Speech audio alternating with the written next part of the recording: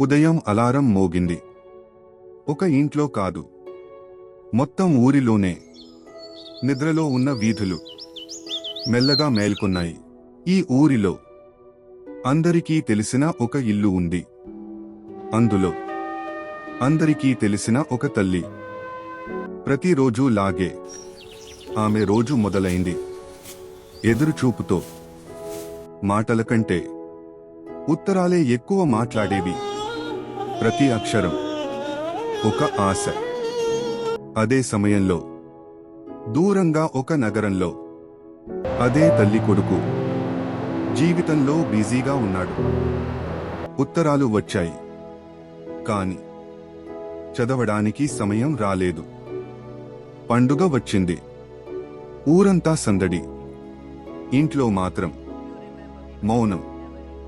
తపాలావాడు మెల్లగా, అమ్మా, ఈ రోజు కూడా ఏమీ లేదు.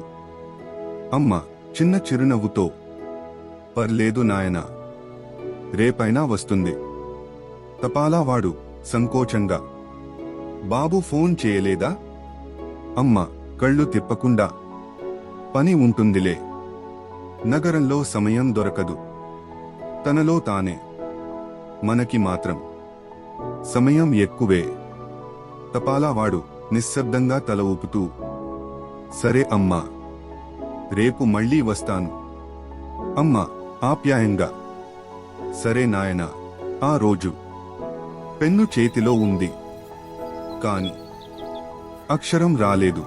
తపాలావాడు నెమ్మదిగా, మీరు కృష్ణగారా?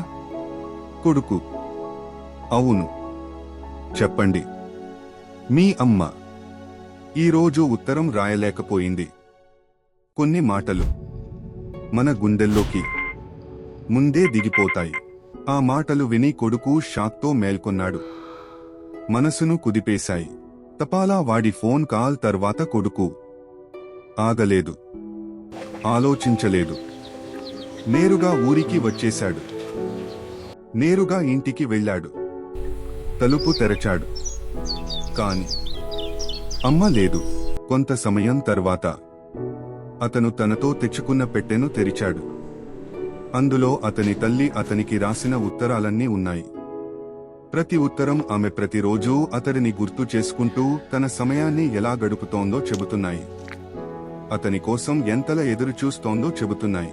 ఇప్పుడు అతను తన తల్లికి ఉత్తరం రాయాల్సిన సమయం వచ్చింది. అతని దగ్గర కాగితాలు, పెన్ను ఉన్నాయి. కాని ఇప్పుడు అతని తల్లి అతనితో లేదు. కొన్ని ప్రేమలు మనకు ఆలస్యంగా అర్థమవుతాయి, తిరిగి రాని జ్ఞాపకాలుగా మిగిలిపోతాయి.